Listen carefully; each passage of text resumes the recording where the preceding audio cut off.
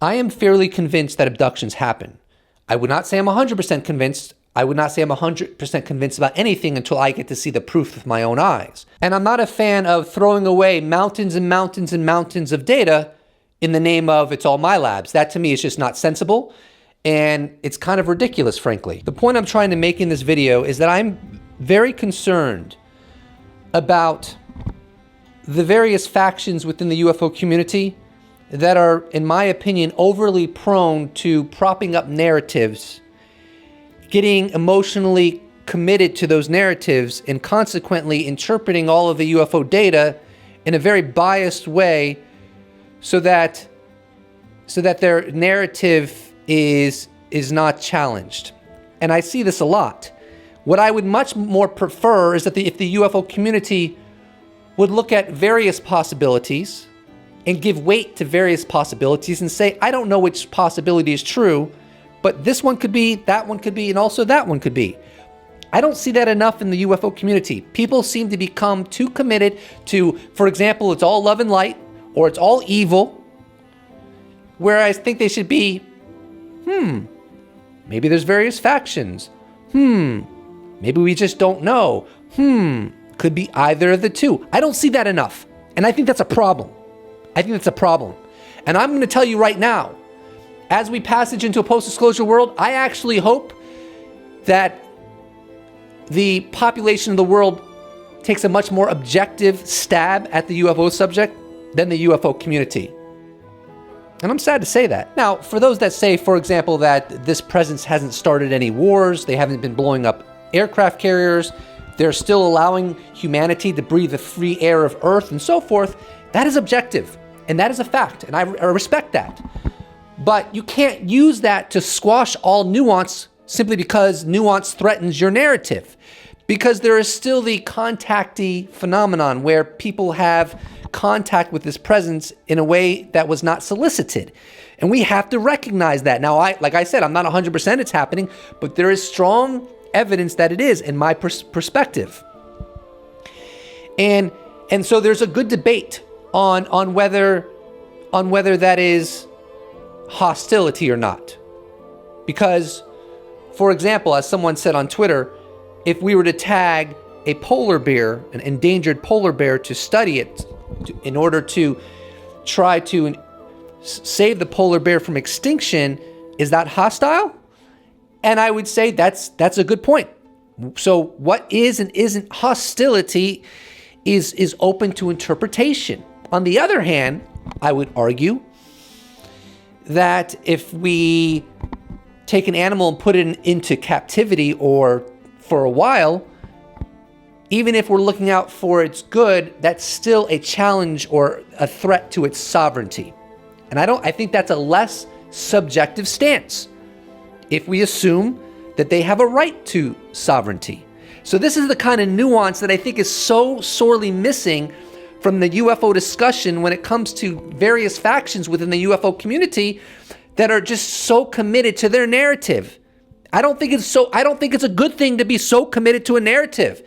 I think that is a threat to objectivity and critical thinking when it comes to this presence. So I'm going to leave this very brief video with a thought that I want you to consider.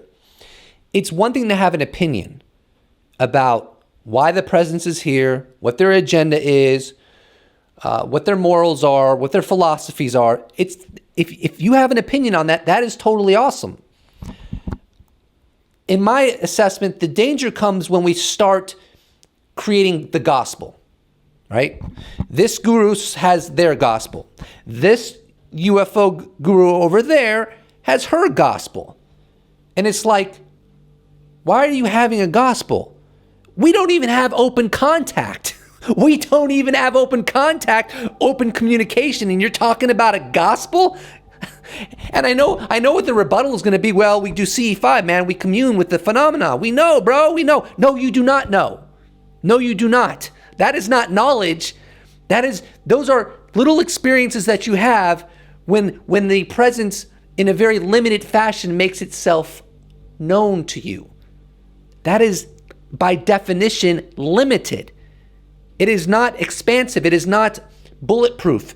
It is not necessarily the truth of the phenomena? How do you even know that whatever it's revealing to you is aligned with its true nature? How do you even know that? Why are you putting so much commitment into trust in something that has been deceptive since 1947 during the Roswell incident? Objectively, there is a deception going on, in my opinion. Do I really have to make an argument for that? But I probably do. And of course, if you've looked into Jacques Vallée's work, he has done very thorough investigations into sightings going back thousands of years. And he has made very persuasive arguments that there is a deception going on, and that this presence is not what it seems at all times. And so, are you actually going to flush down the toilet Jacques Vallée's scholarship on the basis that his findings don't comport with your narrative? You really think that's a good idea? I'll just end this video with an idea that I've been reflecting on a lot lately, which is this presence has created a schism. That schism is that it's very easy to believe it's here, and it's also very easy to believe it's not here. We can get into the argument of who's being more objective and fair-minded in terms of what conclusion they come to for another time. But I will still maintain that there's no question it's easy to believe they're not here, but predicated on how they have engaged our world. Very covert. And people who would argue with me about that, I don't understand. What do you mean?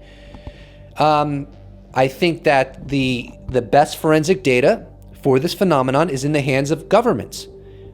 Maybe it's because they have better equipment. Maybe it's because they have aircraft carriers all over the world and incredible sensor collecting capabilities, and that's why they have the better data. Or maybe it's partly that, and it's partly deception.